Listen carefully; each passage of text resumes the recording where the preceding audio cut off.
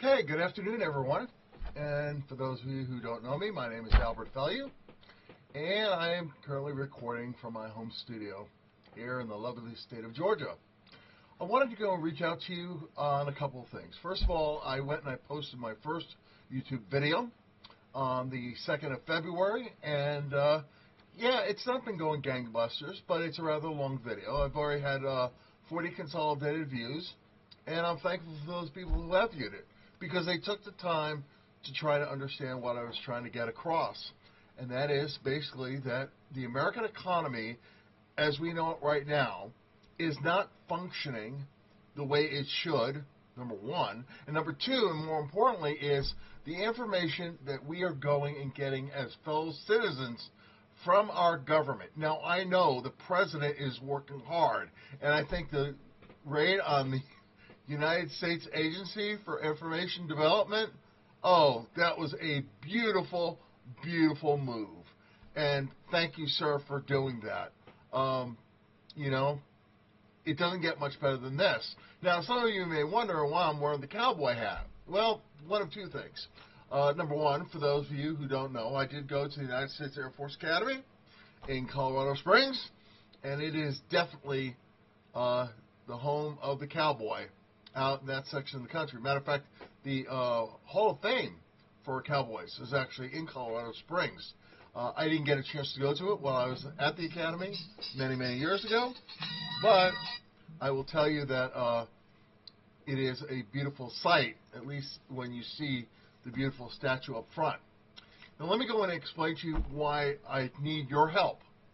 And I'm going to ask the help of a specific individual, Laura Ingram from Fox News. Now, for those of you who don't know, Laura is a Catholic, as I am. She converted to Catholicism in 2003, whereas I have been a cradle Catholic. But throughout her reporting career, she has always been pro-life, pro-family, and more importantly, pro-America. So I'm going to ask Ms. Ingram's staff, not Ms. Ingram directly, but her staff, because they would certainly have more time to do this. And I'm going to read to you an email that I actually sent to the Ingram angle, and then we'll comment on it after the fact. It said, "Dear Laura, I am a 64-year-old white male who's had enough and needs to make my voice heard. I've watched the Ingram angle for a number of years and used that as a template for my 48-hour video that I just posted. Now, I was tackling 3 separate subjects: the unemployment calculation, both in the U.S. and in the state of Georgia, the future of AI in the workplace, and then finally, the potential canceling of the H-1B program in the United States of America. Now, if broken apart, they probably would have had enough material for 3 separate Ingram angles, and I get it. The average Ingram angle is anywhere between 7 to 9 minutes, sometimes running a little bit long, but always insightful. But more importantly, it sets up the tone for what the show will be all about. And that's the great thing about it. But I wanted to address specifically to the President of the United States, POTUS, the Vice President of the United States, V. POTUS, and the Chief of Staff, Ms. Wiles, and the Secretary of Labor designate. Laura, it is brutal in the economy, and I am a lifelong Republican. I'm a former U.S. Air Force officer and currently an IT professional.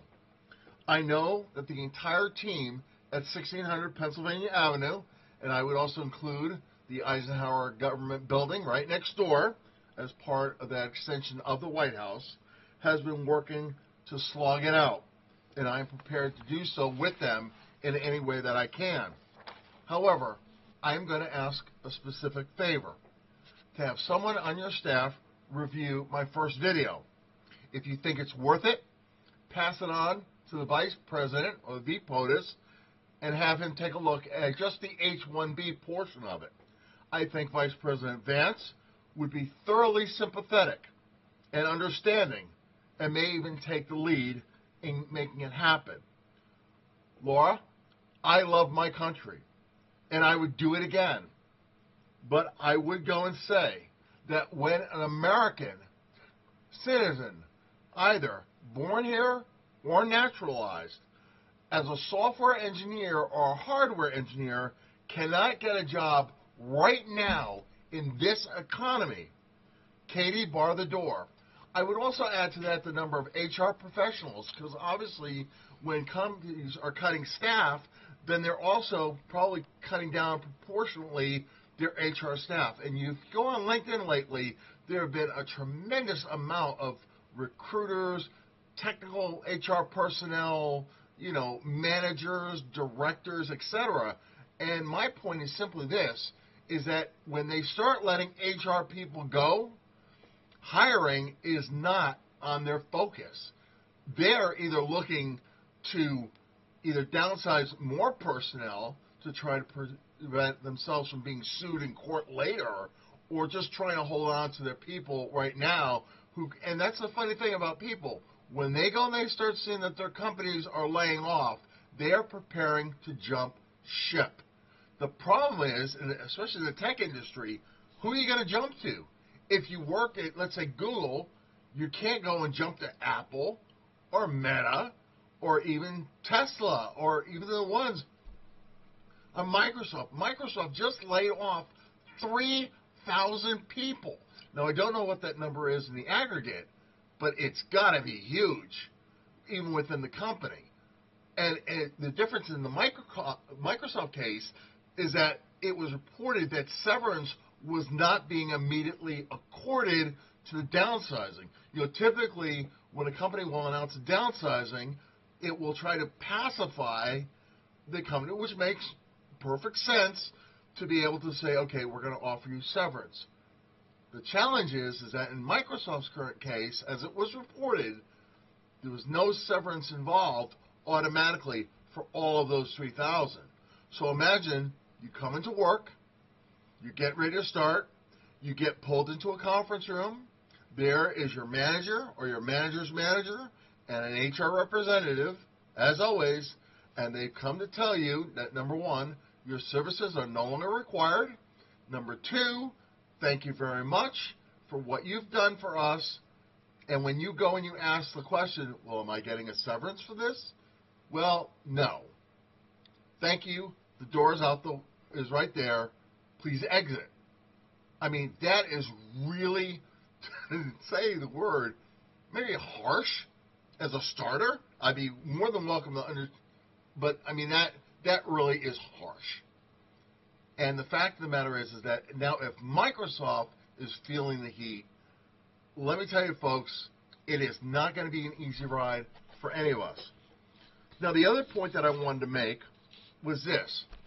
I have in the email, it will make the current downsizing and everything that's happening in the economy right now, it will make Occupy Wall Street, the riots that took place in New York City, it will look like a stroll in the park in Lafayette Park. Now, I want to comment about that specifically. I'm a poli-sci major. I was a poli-sci major when I was at the Air Force Academy, and I've always considered myself to be a history buff. I mean, if we were to go into a bar and play history trivia, I think that I'd be fairly confident that I'd at least win a round of drinks. Okay? I just have a memory that seemed to collect stuff. But I was born on August 9th, 1960. Okay?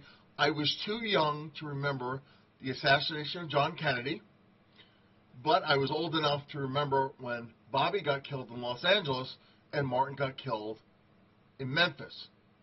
I remember specifically watching not only the Watts riots, but also the riots in Newark. Now, in the town that I grew up in, and Connecticut as a whole, the African Americans were not the majority of the population, not even close. But, of course, if you were driving to New York City, and later on there was actually a movie called Fort Apache, the Bronx, if you looked at that portion of the Bronx back then, and maybe, so I haven't been in New York City for a number of years, decades, but if you were to watch that film and see what was being portrayed in the Bronx, it looked like Dresden after it was bombed in 1945. I mean, there were husks of buildings that were still there. The kids used to play not on beautiful playgrounds, but within the bricks and the concrete and everything else. I mean, it was terrible. And I can only imagine what it was like to be a police officer back then. Well, now let's fast forward to what happened in the park where the kids were occupied. Okay, for years, for absolutely years, African American youth and upcoming Hispanic youth knew that things were tough. That to get a legit job was very, very difficult. And through the years, either they got an opportunity, got out, and they got out with a vengeance, or somehow they were able to make their way out of that hellhole, but yet their lives continued. The problem was those few minorities were few and far between. You fast forward to what happened with Occupy Wall Street. The outstanding demographic was not African Americans. It was not Hispanic Americans. It was not Orientals. It was white kids. It was white kids predominantly from New York and New Jersey, and I'm sure Connecticut, and God knows other parts of the country as well. But my point is, when white kids couldn't get a job coming out of college after they had been promised or cajoled or been, preached to countless years, you got to go to college, you got to get a degree, and then once you get a degree, you'll be set, you'll have a career, etc. Well, we all know that was baloney. And instead what happened is that these white kids were now banded together. They were predominantly unemployed, and if they were living somewhere, they were living in the basement of their parents' house. Now, I'm broadcasting from the basement of my own home. And no, my children do not live down here. They have their own bedrooms, and thank God. But my whole point is that when you had now white kids, a majority of white kids. Now, for myself personally, I look very white. I'm probably the whitest guy you would come across. But the fact of the matter is that my father was Puerto Rican, but his family came from Castilla, which is that part of Spain that is currently in dispute with not only the Spanish government, but the French government. My mother's family came from France via Montreal, but her family came from the southern Bordeaux region of France, where Bordeaux wine is produced. My whole point is this, okay? I look like a white guy, but yet I'm a Hispanic. But I'm not olive drove, but I am Hispanic. So when I go on a job application, even to today, and they ask for I can truthfully say I'm a Hispanic. Now, for whatever that influences the job description or the job hiring process, I don't know. But all I know is I have ticked that box that will supposedly help me. I don't know whether it will or not. But my point is this, is that now you had white kids at home that cannot find a job, that are probably up to their necks or over their heads in credit, or not just credit card debt, I'm sure, but also in student loan debt, which is not dischargeable under the U.S. Code, because in 1996, when that code was redefined, it was specifically written by then, I believe, Senator Joseph Biden, that it is the one form of debt that cannot be discharged in bankruptcy court. Let's say you have $100,000 and you have struggled. You've been on deferment, you just cannot go and get it, and you've got this weight. Now, under the old system, you would go to the federal court system to declare bankruptcy. You would list all your assets, you would list all of your debts, including your student loans. The federal judge would evaluate it and say, fine, your debts are now discharged, which means you're no longer responsible for them. You get a fresh start. Now, your assets are zero, because whatever assets are used are going to be used to satisfy at least some of that debt, but at least your debt would be zero. That is not the case. Now, I heard the story of a beautiful, beautiful doctor, and I say beautiful in the sense she had a beautiful disposition. She had gone to med school. She was doing her residency in, I believe, Mississippi, and she was involved in some sort of horrific auto accident, but she was killed at the age of 27. Now, her medical school debt was estimated to be about $200,000. That's the story as it was reported. But here's the thing. Because her parents, which were both on Social Security at that time, had co-signed for that loan, instead of normally that debt, and I hate to use this expression, but understand the metaphor, that debt would have died with her. Normally, it would have gone to her estate. Her estate had no assets, so therefore they would have had to take it at a loss. It happens. But because her parents had co-signed for those loans, she being her parents, now had to go. And I don't know where the litigation was going back and forth, but they were going after the parents with a vengeance. And the only defense that the banks had was, well, you co-signed for the loan, which means in legal terms, if the first person can't pay, you've got to pay. And if you've ever co-signed for a loan for someone else, and something happens to that person, unintentional or intentional, whatever, guess what? Now you have a new bill that you've got to go start paying going forward until that bill is satisfied. So that's my take on Occupy. But the whole point is that right now in this economy, and it is brutal. I mean, it is absolutely brutal. As I said in my early posting, I have applied for 2,500 jobs through LinkedIn over the years. And the fact of the matter is that, you know, now I'm struggling. I still need to work. I won't get into the reason why I need to work, but trust me, I still need to work. Okay? Well, I'll give you one reason. I have a special needs son with autism. Okay? So I love my family. I'm a father. I'm a husband.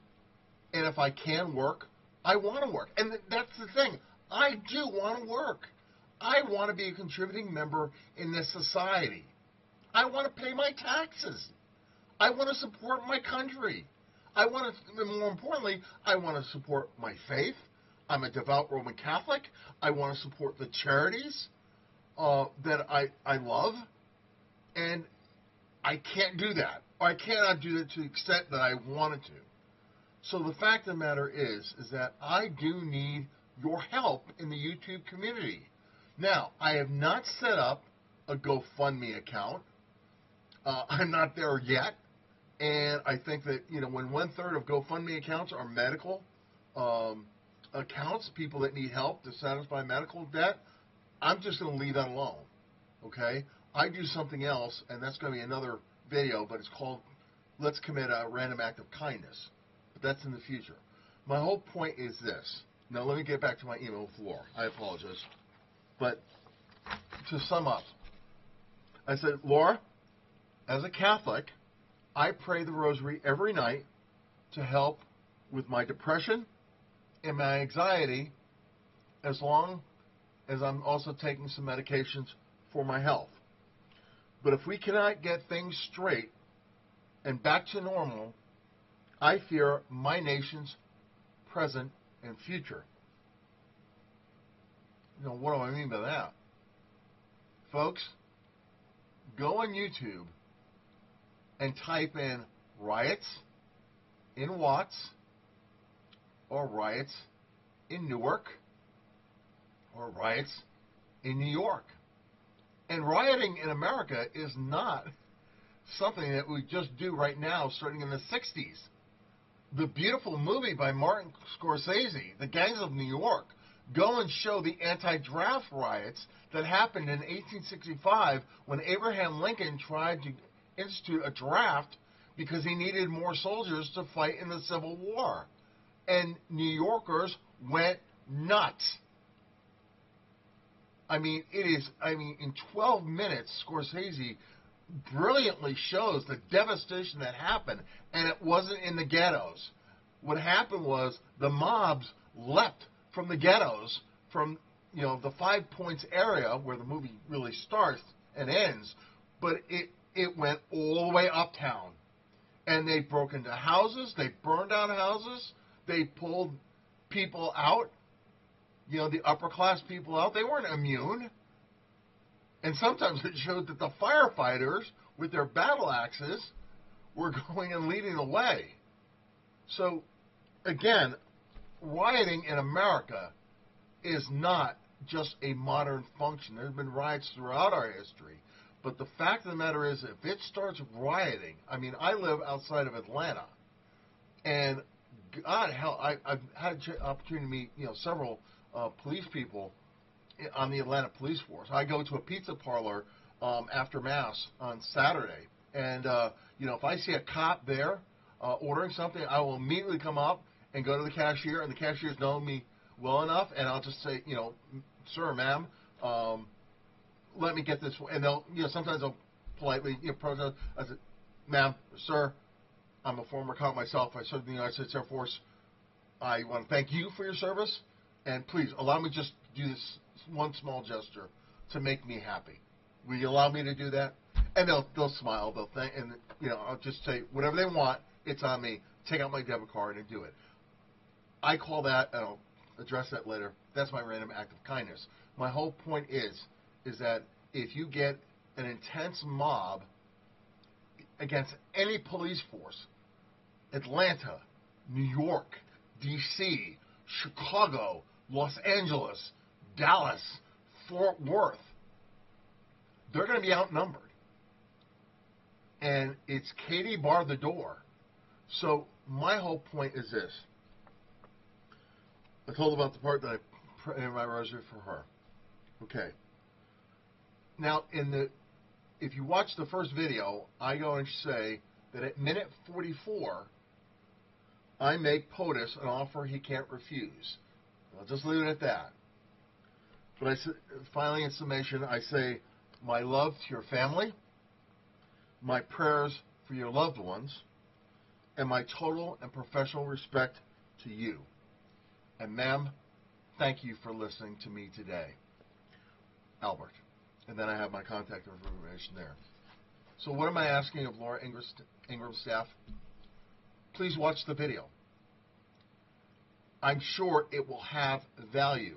But more importantly, if you can, ask Laura just to watch the part about minute 38, 39, when I talk about the H-1B program.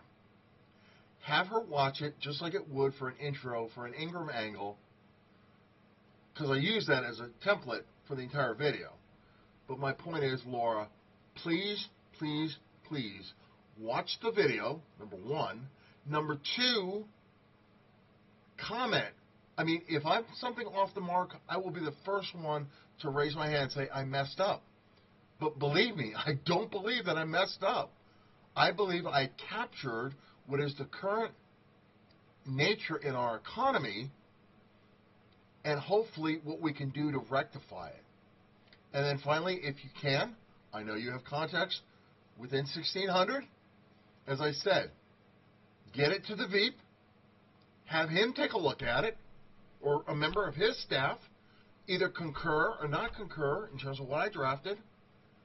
And then I hope, now again, I'm not doing this for my own self-aggrandizement. I am not here to be a YouTube video star. I am here as an American, as a highly educated American, a highly experienced American, and to be able to say to those people that have the power to do something, sir or ma'am, this is the truth. This is, and I hate to use the word my truth. I will never use the phrase my truth, because as a devout Catholic, there is only one truth. Jesus Christ went and said, I am the way, the truth, and the life. Okay? There's only one truth, and his name is Jesus Christ. What I want to go and portray, though, is what I am seeing right now in my own community and my own life, and to be able to say, This is what I am seeing. This is what I am experiencing.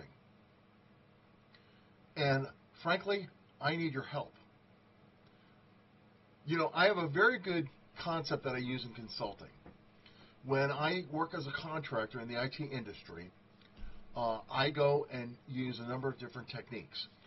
The first technique I use was I would ask the hiring manager, or whoever hired me, at the end of the first week, who are the top 5 people that I need to speak with or get on their calendar? Because sometimes in actuality I can't speak to them in that first week, but at least I can get on their calendar. And as a result of that, I start conversations like, what do I need to avoid? What is the last major mistake that happened that could have been prevented? Who are the people in this organization that I can truly trust? Okay? Because we all know in a workplace, you've got people that you can trust, and you got people that you can't trust so much. When Ronald Reagan used the term trust but verify, I lived by that. I have a mug on my other desk that I got from the Reagan Library that I actually got as a thank you present for people that had hired me. And it's regardless of their political persuasion, but it's simply, as a project and program manager, you live and die by this phrase: trust but verify. And what that means simply is that when I work with people, there are certain people that say, yes, I got this thing done. Great. Let me just go and check. Thank you for doing that. We can move on. But there are other people, even though we've negotiated the milestone and the date and everything else, we go and we say, well, is this done? Well, it's kind of getting there. Well, I'm sorry, but we agreed to this date. What happened that you didn't tell me about, number one. Number two, and more importantly, how are we going to get this thing resolved? And I'll tell you, folks, it's very challenging, but you know who you can trust and who you can't. Well, I personally believe, not out of any sort of bias, that I can trust the heaven out of Laura Ingram. I know she's a converted Catholic. Great. Thank you, Laura. But I think deep down, she is a woman of integrity. That she goes and calls it the way it is.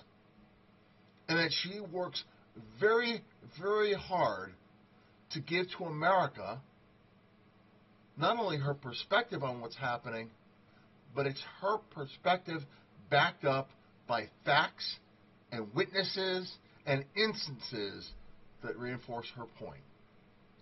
So, Laura, I'm going to address this now to you directly. I need your help. Take a look at the video. Feel free to contact me, and I would be more than happy to speak with you, either on or off the record, or on or off background information. Allow me to tell my story to you, but more importantly, allow you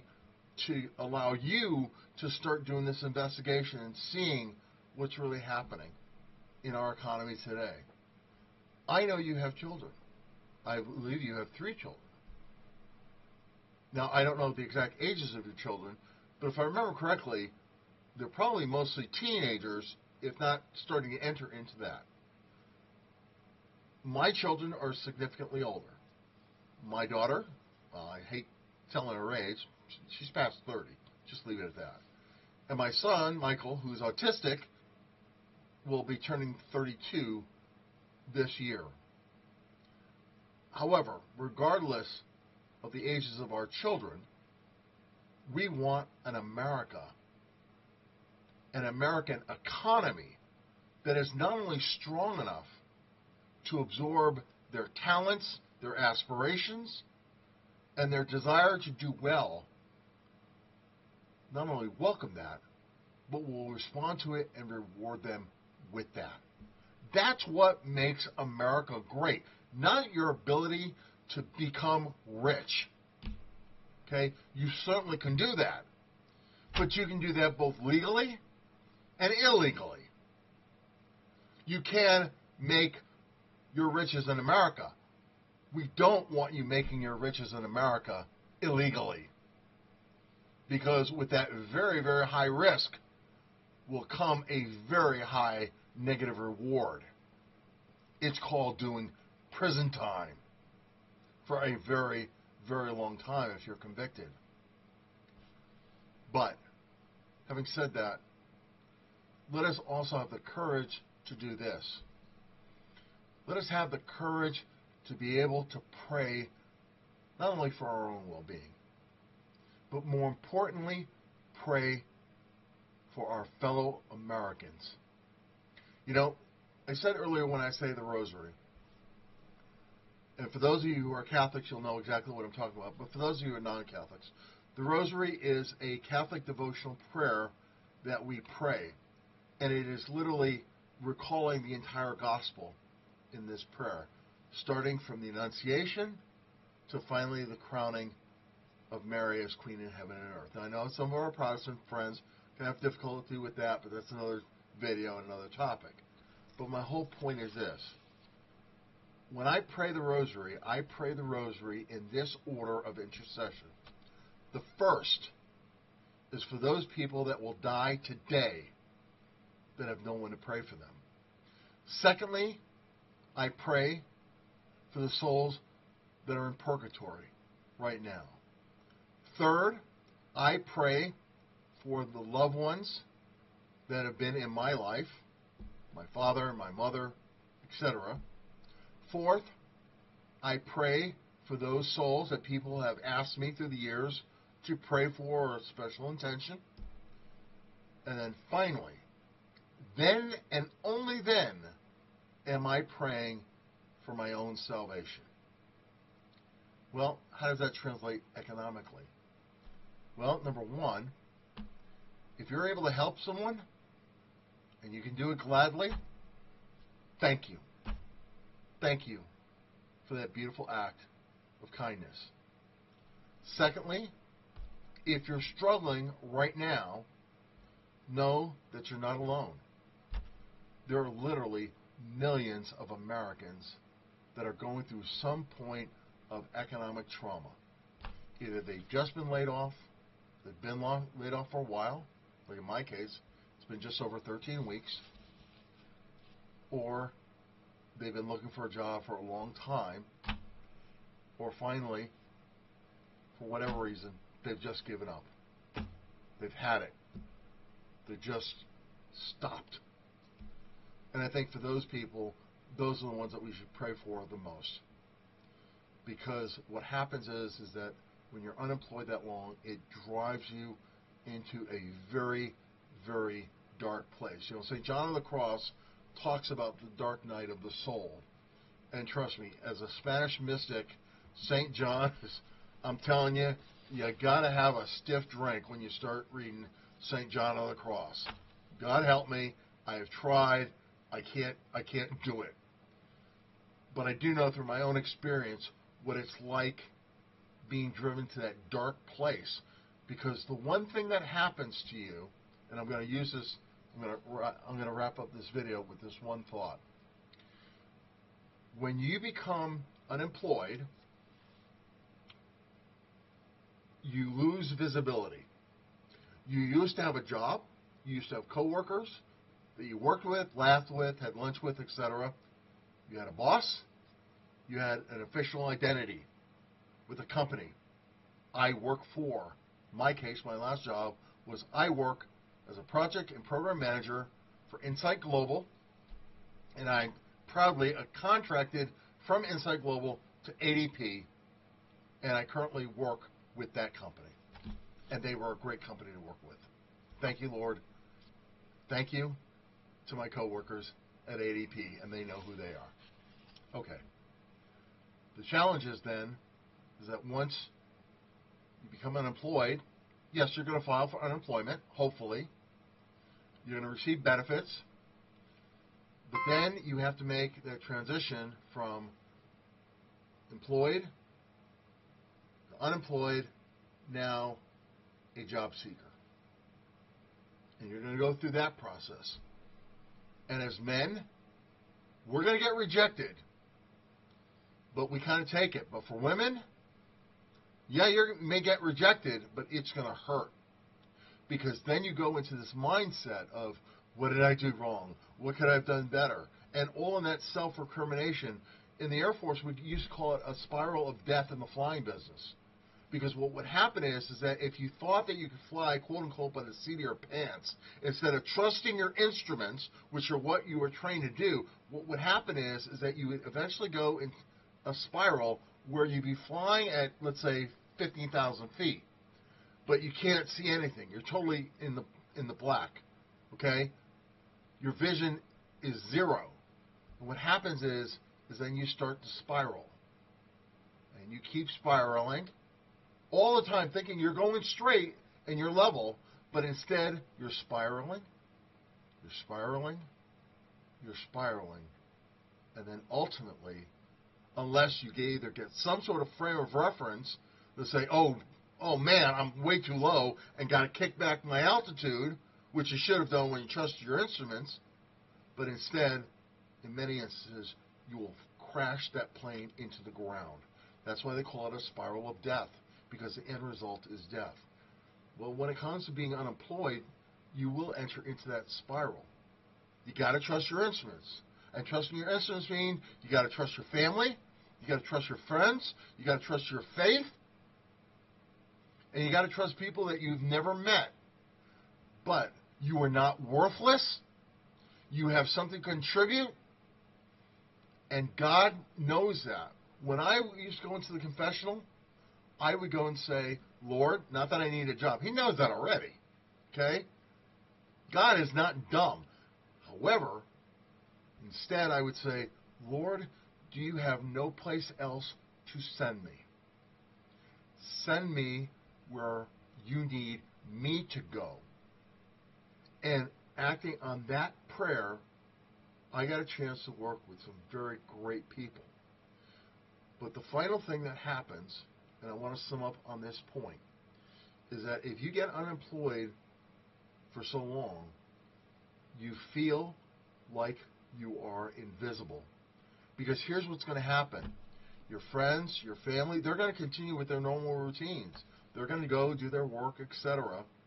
They have their things that they do Monday through Friday. But you don't. You've applied countless times and you've got rejected. And frankly, you are at your wit's end. There was a very famous commercial, and I wish I could recall it, but I'm big on imagery. And it was for an antidepressant. Of course, it's got to be for antidepressants. And what they did is they took the face of a person projected behind, let's say, wallpaper.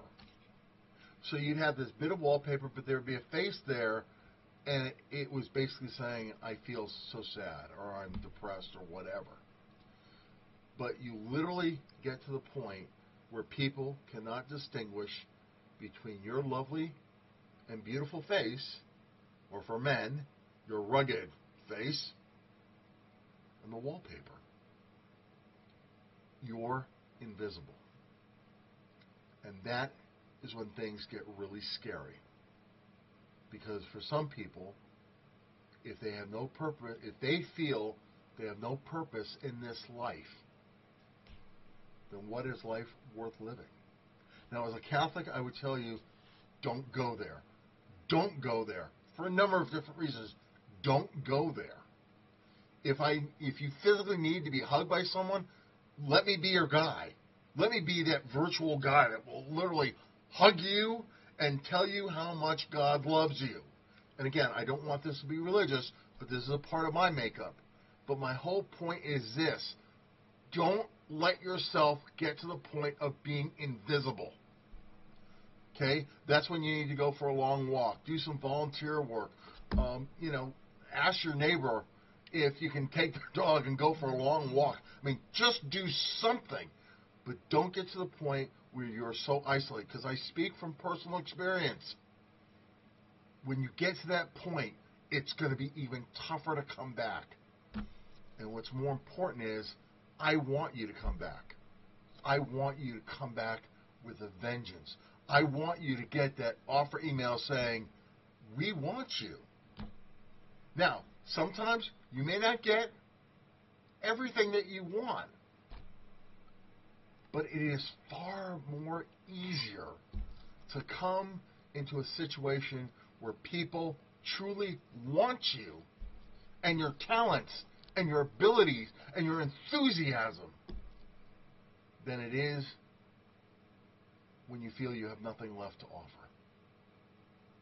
So, once again, I make it a purpose to say thank you on LinkedIn each week. So for this second video, I want to say thank you. I want to say thank you to those people that have helped in a virtual way, help bear my burden. I want to say thank you to my friends, to my priest confessors. Thank you for my faith, and more importantly, thank you, Almighty God. Again, remember this prayer and say it every time before you go into a job interview. Just say this: God, I will go where you want me to go. Just tell me where we need to go. And trust me, Almighty God will not disappoint. And when you do that, then remember, He answered your prayer. And you become His instrument in bringing kindness and goodness and decency into the American workplace. Once again, I want to say thank you for not only watching this video. If you need a hug, here are my arms, and they're big, but they want to hug you to remind you you are a child of God, and God loves you. That's what Fulton Sheen used to go and wrap up every broadcast. Archbishop Fulton Sheen, a great man. I hope soon to be a declared saint in the Catholic Church, but he would always say, God love you. So, today, on this 4th of February, I'm telling each and every one of you, God love you. And Ms. Ingram, please, please, please, just watch my video. And thank you for what you do for all of us as well. Goodbye.